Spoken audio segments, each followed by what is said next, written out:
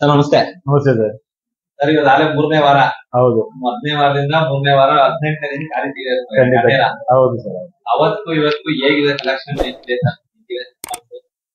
First week extraordinary ಇತ್ತು. Second week ಒಂದು 90% ಇದೆ.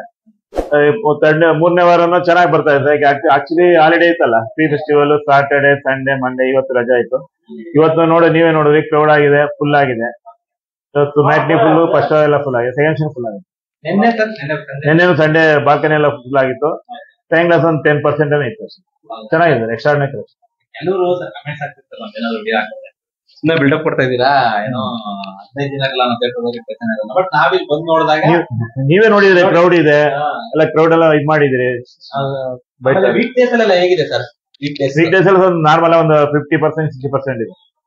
ಚೆನ್ನಾಗಿದೆ ಸರ್. ಈಗ ನೋಡಿ, ಆಪೋಸಿಟ್ 4 ಸಿನಿಮಾ ಬಂದ್ರು ಯಾವ ನಿಲ್ತಾ ಇಲ್ಲ. ಹನುಮಾನ ಸ್ವಲ್ಪ ಪರವಾಗಿಲ್ಲ, ಮಿಕ್ಕಿದೆಲ್ಲ ಸಿನಿಮಾ ಇದು ಮಾಮೂಲಿ ಮುನ್ನುಗ್ತಾ ಇದೆ ಸರ್. ಅಂದ್ರೆ ಹೀಗೆ ಹೋದ್ರೆ ಬಿಗ್ ಬಾಸ್ ಫ್ಯಾನ್ಸ್ ಎಲ್ಲ 100 ಡೇಸ್ ಸೆಲೆಬ್ರೇಷನ್ ಮಾಡ್ಬೋದಾ? 100% ಇದೇ ರೇಂಜ್ ಹೋದ್ರೆ 100 ಡೇಸ್ ಮಾಡ್ಬೋದು. ಇದೇ ತನಕ ಒಂದು 10-12 ವಾರ ಹೀಗೆ ಹೋದ್ರೆ 100 ಡೇಸ್ ಆಗುತ್ತೆ. ನೆಕ್ಸ್ಟ್ ಈ ತಿಂಗಳಲ್ಲಿ ಹಾಲಿಡೇಸ್ ಎಲ್ಲ ಇದಾವಲ್ಲ, ಚೆನ್ನಾಗ್ ಬರುತ್ತೆ.